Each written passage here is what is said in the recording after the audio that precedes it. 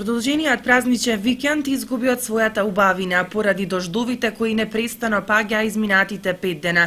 Тие се манифестираа преку слабата раздвиженост низ градската чаршија, како и уште послабата посетеност на туристичките места блиску до нас.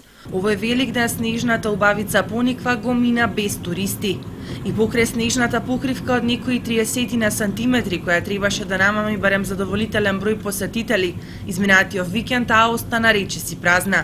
Угостителите се незадоволни од одзивот на гости и покрај снежните наноси, кои ги зголемија нивните надежи дека за последен пат оваа сезона снегот во април ќе ги собере љубителите на зимскиот туризам токму на ова место.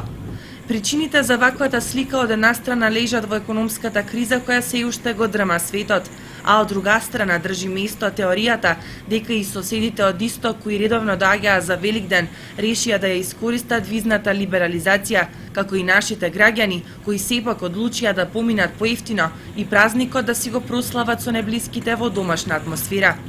Причината број 3 можеби би бил хаосот што владее во македонскиот туризам. И покрај разочараноста што им опадна дневниот промет, дел од угостителите во трката за надополнување на изгубеното се надеваат дека викендот после 1 мај ќе ги оправда нивните очекувања и ќе им донесе некој денар плюс, колку да им се исплати бизнисот.